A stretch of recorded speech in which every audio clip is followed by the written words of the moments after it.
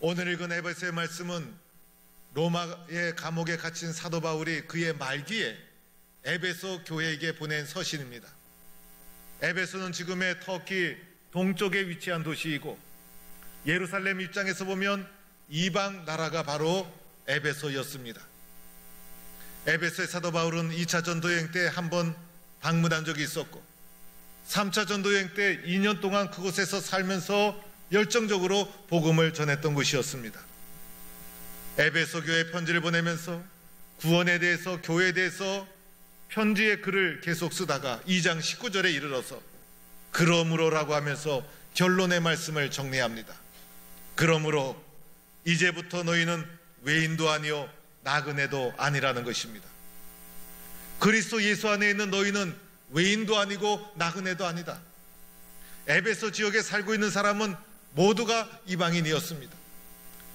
유대인의 입장에서 보면, 율법적으로 보면, 혈통적으로 보면 외국인이요 이방인이요 나그네였습니다.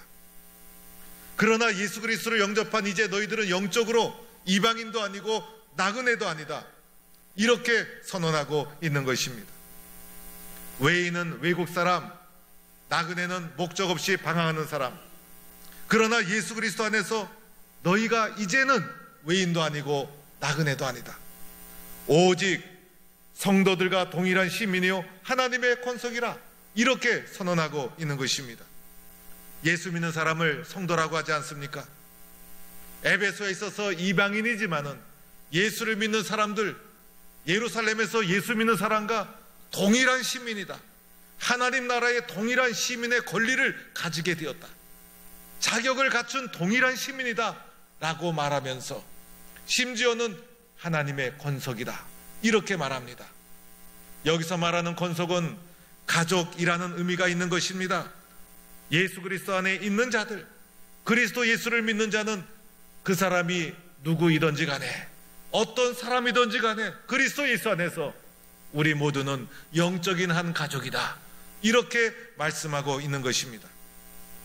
여러분, 가족은 특징이 있죠. 세상의 그 어떤 공동체를 가족과 비교할 수 있겠어요? 가족 구성원은 서로가 혈연으로 뭉쳐진 가족입니다. 교회는 그리스도의 피로 뭉쳐진 영적인 가족입니다. 가족은 가족 구성원끼리 사랑을 하고 마음을 주고 마음으로 서로를 받아들이지 않습니까? 세상의 실력으로, 세상의 기준으로, 세상의 잣대로 가족 구성원을 평가하고 단정하지 않습니다. 교회도 마음으로 서로를 받아들이는 것입니다. 세상의 기준, 세상의 판단으로 교회 구성원을 평가하거나 판단하지 않습니다. 그 사람의 영혼, 그 사람 자체를 마음으로 수용하는 것이 교회 공동체인 것입니다. 가족은 서로가 부족함을 도와주죠. 엄마가 힘들면 도와주고, 아빠가 힘들면 도와주고, 형제가 서로 힘들어하면 도와주고, 힘이 되어주는 것이 가족이라 할 수 있는 것이에요. 교회 공동체도 서로가 부족하면 도와주는 거예요. 세상은 그렇지가 않죠. 경쟁 사회 속에 세상은 어떠합니까? 잘못된 부족한 사람은 도태되고 강한 자만이 살아남는 것이 경쟁 사회. 그러나 교회는 그렇지가 않아요. 가정과 같아서 연약한 자를 도와주고 서로가 힘이 되어주고 부족한 것을 메꾸어주고, 가정과 같은 것이 교회라고 할 수가 있는 것입니다. 가족은 마음을 주죠. 서로가 서로를 위해서 기도해 주죠. 가족만큼 많이 기도하는 사람이 있습니까? 기도를 많이 하고 기쁨도 나누고 슬픔도 함께 나누고 어려움을 함께 이겨나가고 서로의 삶을 나누는 것이 가정. 자녀가 잘 되면 내 기쁨, 부모가 잘 되면 내 자랑. 가정은 삶을 나누는 곳이라 할 수가 있는 것입니다. 그런데 교회 또한 그렇지 않습니까? 마음을 주고 사랑을 주고 기도해 주고 함께 기뻐하고 함께 슬퍼하고. 여러분이 기쁜 일 있으면 가족이 가는 곳에 교인도 갑니다. 병원에 입원하면 제일 먼저 찾아가는 사람이 가족과 교인 아닙니까? 왜냐하면 교회와 가정은 비슷한 곳이기 때문인 거예요. 가족은 존재하는 것 자체가 의미가 있고 힘이 되는 거예요. 가정이 없다고 생각해 보세요. 뭘 할 수 있겠어요? 그러나 가족이 특별한 것을 하지 않아도 있는 것 자체가 내 인생에 큰 힘이 됩니다. 가족 구성원들에게 시험을 치른다든지 승진을 시킨다든지 출근, 퇴근 시간 이런 것을 따지는 것이 가족이 아니에요. 목표를 설정해 놓고 성과를 내도록 다그치고 그것이 가족이 아니라는 거예요. 교회도 마찬가지죠. 존재하는 것 자체, 예배드릴 수 있는 공동체가 있다는 것 자체가 의미가 있는 것이고, 마음껏 와서 예배드릴 수 있는 이 교회가 있다는 것이 내 인생에 큰 힘과 의미가 있다는 것입니다. 가정이 마음에 들지 않는다고 가출하면 어떻게 되죠? 그때부터 그 사람의 인생은 고생길이 활짝 열리는 거예요. 가족을 떠나서 고아처럼 살아보세요. 외롭죠, 힘들죠, 하는 일도 제대로 되지 않죠. 강야와 같이 어려운 인생길을 걸어갈 수밖에 없는 것이고, 후회하게 되는 것이고, 가족을 그리워하는 것이고, 가정을 떠나게 되면 그 인생이 척박한 인생으로 추락하게 되는 거예요. 교회가 마음에 안 든다고 교회를 떠나고 하나님을 떠나면 그 인생이 어떻게 될까요? 영적인 방황이 시작되는 것이고, 그리고 중심 없는 인생이 되는 것이고, 마침내는 멸망의 길로 걸어갈 수밖에 없게 되는 것이에요. 가정에서 어머니 아버지의 역할이 중요하죠. 어머니 아버지가 없는 가정을 생각해 보세요. 얼마나 외롭고 쓸쓸하겠어요. 어머니 아버지의 역할이 있고 중심에 서 있어야 가정이 건강하게 잘 세워져 가게 되는 것입니다. 마찬가지로 교회도 주의 종을 중심으로 장로님, 권사님들이 한마음이 되어서 이끌어갈 때 교회가 든든하고 건강하게 세워져 가는 것입니다. 예수는 믿지만은 교회 안 나오는 성도들이 있죠. 예수는 어쩌다가 복음을 받아서 믿는다고 고백을 했지만은 교회를 안 나오는 사람들이 있을 수 있어요. 그 사람이 진짜 예수 믿어서 구원을 받았다 할지라도 섬기는 교회, 다니는 교회가 없다면 영적인 고아와도 같은 것이에요. 그래서 자신의 믿음을 성장시키고 자신의 믿음을 통해서 뜻을 이루어갈 공동체가 없는 거예요. 고아와 같은 존재라 할 수가 있는 거예요. 내 교회의식, 지체의식, 가족의식 없이 교회를 다녀서는 안 된다는 것이에요. 가족이라는 것은 가입하는 것이 아니잖아요. 입회 원서를 쓰고 회비를 내는 것이 가족이 아니라는 거예요. 마찬가지로 교회라는 것도 예수를 영접하고 교회 공동체에 나와서 예배를 드리는 그 순간 우리는 영적인 가족으로 다시 태어나게 된 것이에요. 이 소중한 것을 바라보며 가족의식을 가지고 우리는 영적인 한 가족이다, 그리스도 예수 안에서 우리는 한 가족이다, 이런 마음을 가지고 교회를 섬겨야 된다는 것입니다. 여러분, 교회가 교회다워지기 위해서는 어떻게 해야 될까요? 성도가 올바로 세워져야 되는 것이에요. 교회가 건강하다 내면을 들여다보면 성도 한 사람 한 사람이 건강하기 때문에 교회가 건강해지는 거예요. 교회라는 것 자체가 건강하다 이게 아니에요. 그 속에 구성원들이 건강하고 능력 있는 성도가 되었을 때 교회가 저력이 있고 능력 있게 되는 거예요. 가족 구성원 한 사람 한 사람이 건강하게 세워질 때 그 가정이 건강한 가정, 이렇게 말하게 되는 거예요. 성도가 성도다워지고 건강한 성도로 세워지기 위해서 어떻게 해야 될까? 그것이 바로 우리 교회 7대 실천사항이에요.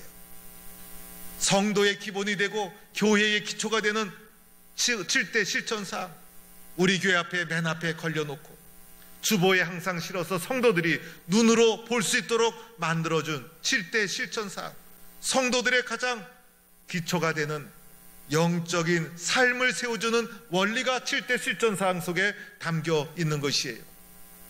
첫 번째가 무엇입니까? 죄의 고백, 회개, 실천인 것이에요.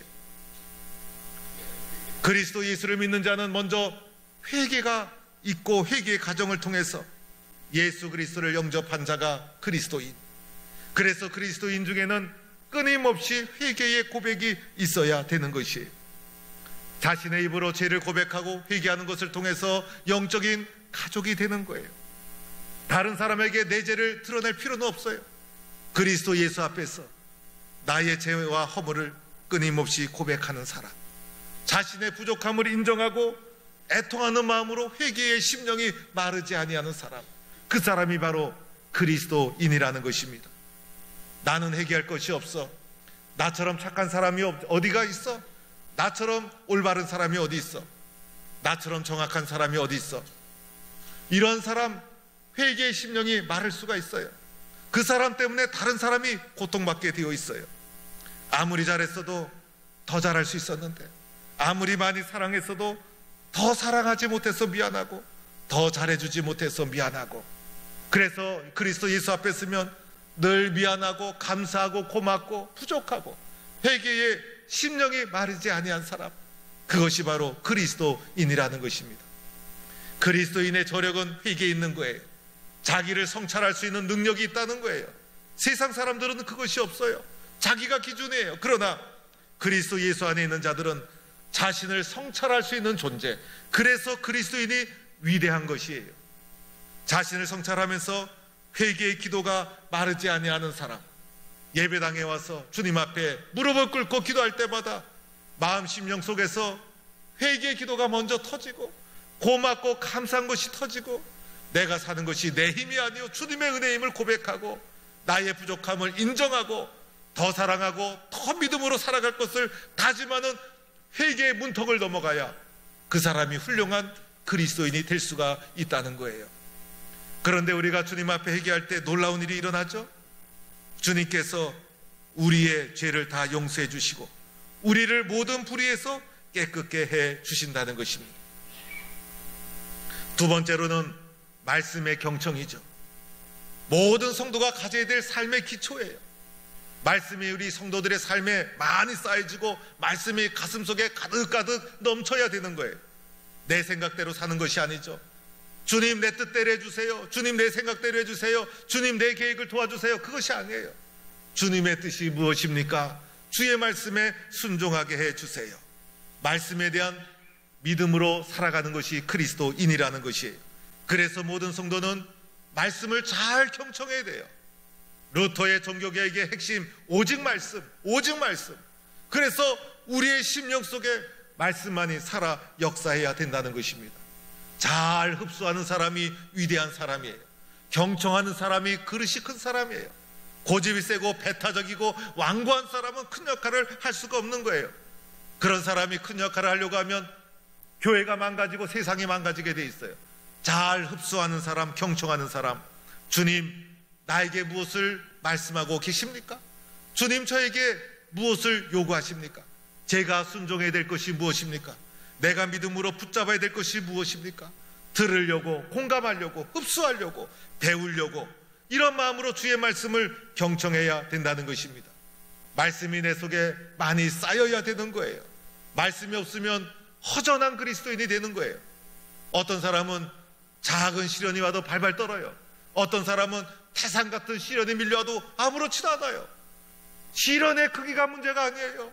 내 속에 말씀이 살아있느냐, 말씀의 능력을 믿느냐가 그 사람의 믿음의 크기, 인생의 크기, 시련을 헤쳐나가는 능력의 크기를 결정하게 되는 거예요. 모래시계를 뒤집어 놓으면 모래가 위에서부터 밑으로 확 쌓이게 되죠. 말씀이 내 속에서 쌓여야 되는 거예요. 말씀을 듣는 자세가 있죠. 주여 종이 듣겠나이다 말씀하옵소서. 말씀 앞에 설 때마다, 심지어는 주의 종의 설교를 들을 때마다 긍정적인 마음으로 아멘, 아멘 하면서 마음에 흡수하고 적용하고 받아들여서 능력 있는 말씀의 사람으로 살아갈 수 있기를 축원합니다. 세 번째가 있죠. 기도 실천이에요. 기독교는 기도교, 성경책은 기도책. 그래서 말씀의 사람들이 어떻게 기도하며 실천하며 살아가는가? 말씀대로 살기 어렵죠. 믿음대로 살기 어렵죠. 이 과정 속에서 기도가 필요한 거예요. 주님 저에게 능력을 주옵소서. 주님 저에게 말씀대로 살아갈 수 있게 해주세요. 뜨겁게 열정적으로 기도의 능력을 의지하고 붙잡아야 된다는 것입니다. 기도가 최고의 순종이요 최고의 사랑이에요. 기도가 최고의 축복의 통로가 되는 거예요. 기도도 여러 가지 종류가 있지만은 가장 능력 있는 기도는 합심해서 드리는 통성기도예요. 그룹이 함께 통성으로 드리는 통성기도가 가장 능력 있고 영적인 파워가 있는 기도예요. 초대교회 마가의 다락방에서 120명의 성도들이 모여서 기도했어요. 그 기도하는 장면을 사도행전 1장 14절에서 더불어 마음을 같이하여 오로지 기도에 힘쓰더라.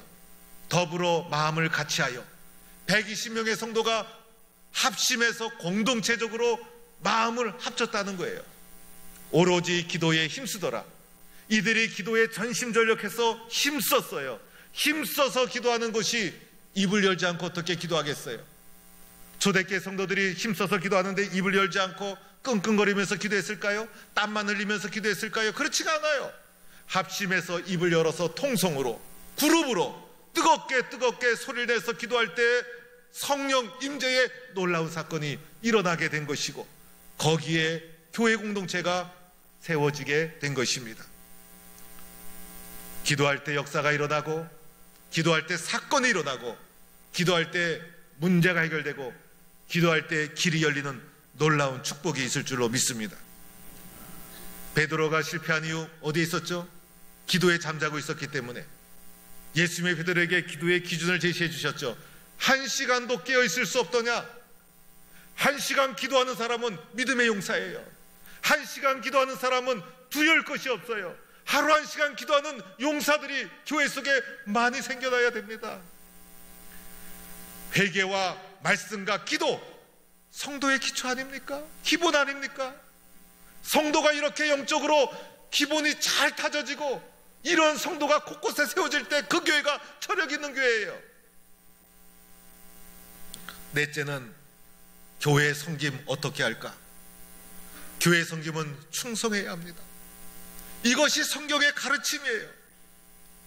세상 일은 소중하게 생각하면서 교회 일은 소홀하게 생각하는 것 안 되는 거예요. 맡은 자에게 구할 것은 충성이니라. 비가 오나 바람이 오나 어렵거나 힘들거나 충성과 봉사의 기준이 나의 감정에 있는 것이 아니라 변함없이 원칙에 따라 최선과 헌신을 끝까지 하는 것. 교회에 대한 마음이 왔다 갔다 해서는 안 돼요. 주의 종에 대한 마음도 왔다 갔다 해서도 안 돼요. 충성하기 위해서는 원칙이 있어야 돼요. 나는 항상 순종한다. 나는 항상 기쁨으로 한다. 나는 정직하게 한다. 나는 사랑으로 한다. 나는 교회와 주의 종의 동역자가 된다. 나는 다른 사람을 마음을 편하게 한다. 나름대로 원칙이 있어야 돼요. 원칙을 정하고 충성해야 돼요. 교회에서 성공해야 되는 거예요. 세상에서 성공해도 교회에서 성공하지 못하면 그 인생이 초라하게 되는 거예요. 교회에서는 성공할 수 있잖아요. 그래서 주님 앞에, 교회 앞에 성공하는 충성된 일꾼이 되어야 하는 것이에요. 다섯 번째는 성도 사랑. 어떻게 해야 되는가? 내 몸처럼 해야 되는 거예요. 내 몸처럼. 성도를 사랑하되 내 몸처럼 하다. 내 자신처럼 성도를 사랑하라. 예수님의 가르침이에요. 우리는 얼마나 이기적인 존재입니까? 내 몸이 아프면 얼마나 힘든지 몰라요. 내 욕심, 내 자랑, 내 거. 사람은 모두가 자기 중심으로 살아가요. 나만 생각하고 내 입장만 생각하고, 그것이 사람의 본능이에요. 그런데 그렇게 살아가면 예수 믿지 않은 사람과 똑같은 거예요. 예수 믿는 사람이라면 나 자신처럼 성도를 배려하고 사랑할 수 있는 존재가 바로 그리스도인이에요. 성도의 마음을 바라볼 때 내 마음처럼 바라봅니다. 내 문제처럼 성도의 문제를 생각해 줍니다. 성도의 아픔을 내 아픔처럼 받아줍니다. 성도의 고민을 내 문제처럼 들어줍니다. 내 자신처럼 사랑하라. 우리 모든 성도는 그러한 교회를 찾고 있어요. 우리는 그런 교회를 함께 만들어 가야 되는 거예요. 여기에 영적인 원리가 있고 여기에 세상을 변화시키는 교회의 능력이 있는 거예요. 교회의 능력은 다른 데 있지 않는 거예요. 사랑의 능력, 성도를 사랑하는 사랑의 능력, 이것이 교회의 자랑이고 교회의 능력이 되어야 하는 거예요. 어떤 분은 저한테 다른 교회 성도가 우리 교회는 저력이 있습니다. 무슨 저력입니까? 우리 교회는 역사가 오래됐고 우리 교회는 박사가 몇 명이고, 그런 말을 들은 적이 있어요. 아니에요. 교회의 저력과 능력은 사랑에 있는 거예요. 그리스도의 사랑. 왜 사랑해야 됩니까? 영적인 한 가족이기 때문에. 가족은 사랑하고 사랑해도 아깝지가 않아요. 그리고 사랑해야 될 이유는 내가 아무리 사랑해도 예수님께 받은 사랑에 비하면 아무것도 아니에요. 예수님이 나에게 주신 사랑에 비하면 아무것도 아니에요. 그래서 우리들은 내 자신처럼 성도를 사랑할 때 그것에 놀라운 교회가 세워지게 되는 거예요. 여섯째는 영혼 구원이죠. 영혼 구원. 어떻게 됩니까? 강건해서 내 집을 채워라. 기다려서는 안 되는 거예요. 예수님이 우리를 먼저 찾아오셨잖아요. 내가 먼저 세상을 찾아가야 되는 거예요. 만나는 사람마다 기회를 놓치지 말고, 우리 속에 때로는 두려움이 찾아올 수 있어요. 두려움을 물리치고 의무감과 억지로 하지 말고 순종과 기쁨과 열정으로 이 영혼에게 나는 최고의 선물을 주는 것이다. 그 영혼이 얼마나 소중합니까? 천하보다 귀한 것 아닙니까? 예수님이 그 영혼을 해서 십자가의 값을 치르지 않았습니까? 그래서 기다리지 말고 먼저 다가서서 그들에게 줄 수 있는 최고의 선물, 예수 그리스도의 복음, 이것을 강건하여 그들에게 전해주는 사람이 그리스도인이에요. 이것이 교회의 사명이고 교회가 세워진 이유예요. 우리끼리 사랑을 나눠도 부족해요. 한 가지 더 추가가 되어야 됩니다. 사명에 헌신하는 교회가 되어야 하는 거예요. 그것이 곧 영혼 구원이라는 거예요. 다음 주일은 추수감사 만남의 주일. 우리끼리 잔치하면 무슨 의미가 있어요?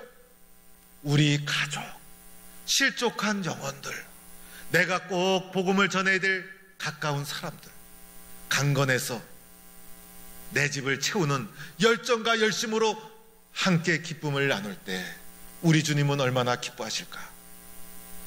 이것이 성도가 해야 될 소중한 사명이요, 영적인 삶의 원리가 되는 것입니다.